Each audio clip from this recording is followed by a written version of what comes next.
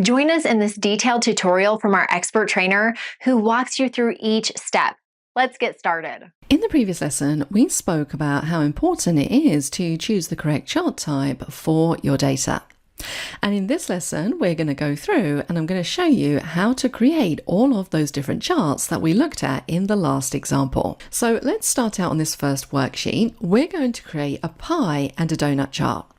If you recall, we have a very small table of data just here that is just showing the number of employees who are female versus the number of employees who are male.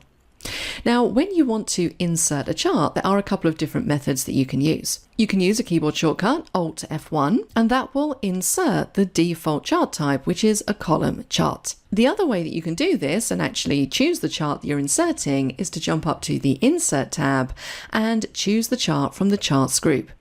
Now, it's worth noting you need to make sure that you are clicked in your data. You don't necessarily have to highlight the whole thing. And we're going to go in and we're going to insert a pie chart first of all. So let's click the drop down. You can see the first group here is 2D pie. So we're going to go for this one. Now we do have another group here, which is 3D pie. Now I always say to people, never use charts that are 3D. Because in general, the perspective of these is a little bit off. So again, it makes it quite hard to interpret your numbers. So if you're going to use a pie chart, go for a 2D pie chart. Let's select it and you can see exactly what that does. So we're going to get a basic pie chart using our theme colors. And by default, we get the chart title, and it's just taking that chart title from the column heading in column B, and we get a legend at the bottom. Now, all of the elements that you see here are completely editable. So we can change the name of the chart, we can change the colors that we're using, we can change the style, we can add other things in. So I could add data labels if I want to show the actual count on these slices of the pie. I can move the legend around. I can add other things. Now we're going to get onto all of that in the next lesson when we take a look at formatting. But it is worth noting that as soon as you add a chart into your spreadsheet, you then get two contextual ribbons. If you cast your eyes up to the top of the screen, notice that we now have a chart design ribbon where we have all of our design options. This is where we can come in and choose different chart styles. We can change the colors from here. We can switch the row and column. We can select data. We can even change the chart type from here. And then we also have a format tab, which allows us to get a little bit more granular about the formatting that we're applying. And we're going to explore this fully in the next lesson.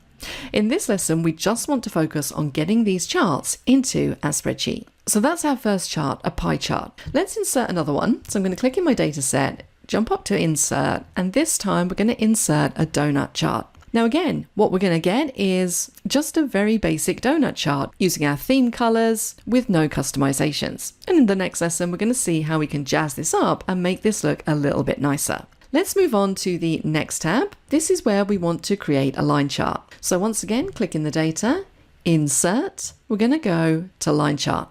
Now with these 2D line charts at the top here, we have a few different styles that we can choose from.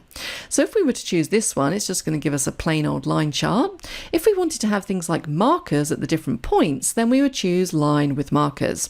And I am actually going to choose this one just because I like this a little bit better. So we can now see our data represented, and it's very easy for us to pick out high points, low points, and trends. Let's move on to the next worksheet. On here, we're going to create two charts. We're going to create a column chart and also a bar chart. So let's click in our data. Let's go to insert. And before we insert our column and bar chart, I just want to highlight to you this little thing here, recommended charts. This is really good if you're not entirely sure what chart to use for your data set. Excel will look at the data that you've got selected, and it will recommend to you chart types that it thinks best suit this data. And you can see right at the top here, it's giving us a clustered column chart. So I'm going to choose this one. Let's click on OK. And now we have a very basic clustered column chart. I'm going to insert another chart, but this time we're going to insert a 2D bar chart. So you can see it's basically very similar to the column chart. It's just displaying it the other way around. Let's do the final two. We're going to go to stacked column. Now this one, we have kind of two sets of data, and if I highlight these to make it a bit more obvious, we have our regions, and then we have quarters, and then some values. So I'm going to click inside the data, let's go to Insert, and this time we're going to choose a stacked column chart. Now you'll find your stacked column charts underneath the column chart drop-down. And it's in this 2D group just here. The first one is just a plain cluster column. The second one is a stacked column chart. That's the one that we want. Let's grab it and place it just here. And then the final chart that we have is this map chart. Now this time we want to go up to the Insert tab and we want to click the Maps drop down. And we're going to choose Filled Map. And you can see straight away Excel has picked up, based off of my data, that I'm trying to create a map of the US, and that's exactly what it's given me. So really simple to add charts into your spreadsheet. In the next lesson, we're going to run through and we're going to jazz these charts up a bit by applying formatting. Are you happy with this training?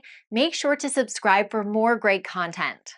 Visit the Simon Says It channel. Explore our videos and training sessions and decide what you want to learn next.